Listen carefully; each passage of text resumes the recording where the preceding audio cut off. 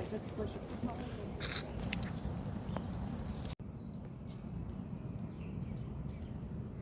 That one's gorgeous. Yeah, that one's gonna just go crazy. Grew for Queen Kapi'olani in her garden, and she died in 1899, so it was a very early hybrid. Hybridizing things didn't start until 1909 or so. They created 1,000. So this is a very early hybrid.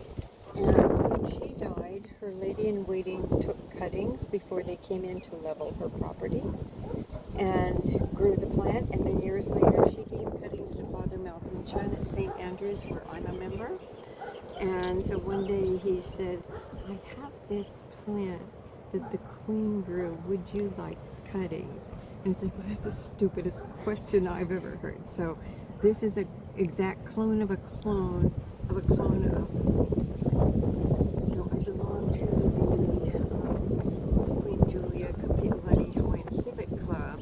And so I thought it was appropriate for the club to name it because nobody alive today knows the name. Malcolm didn't give me a name for it. He's dead. There isn't anybody alive. I'm the last one that has the story behind it. And so I asked the Hawaiian Civic Club to name it, and they came up with Pu'aleilani, which is the name of her Waikiki estate. Pre-contact site on Kauai that had kukui. So it may have gotten here, who knows how. It's a little heavy for the birds to have carried it.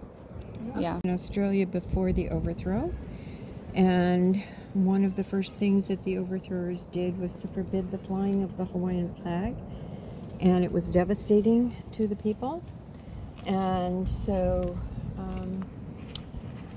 some smart Hawaiian saw this plant and went, oh my goodness, look at that.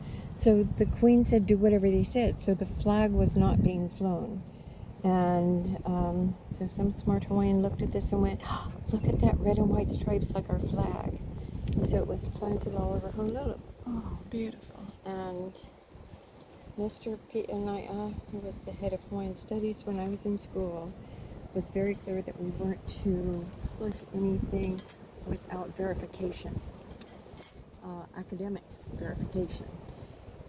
But I still told the story at a big Line Arboretum sale, plant sale, and there was a beautiful Hawaiian lady in the group that I was talking to who burst into tears and said, I said, why are you crying? What's wrong? Why are you crying? And she said, you're telling my family's story. And I said, and who is your family, pray tell? And she was the great-granddaughter of Eleanor Pendergast, who wrote Kaulana and was the lady-in-waiting with Lidiuokalani at the palace when she was imprisoned. This is beautiful. So this is like flying the flag, but in a flower Planting farm. the flag. So we can plant the flag. Yeah. So this is one of the 5 endemic that was here over 2,000 years ago. 2 million years ago. So this is an endemic, and it smells. Yeah. It's fragrant. Not anything that's going to hit you. It's one of a kind. Yes, it's not unique enough. Like, she really likes when they have these petals that come off the top, because that's very unique.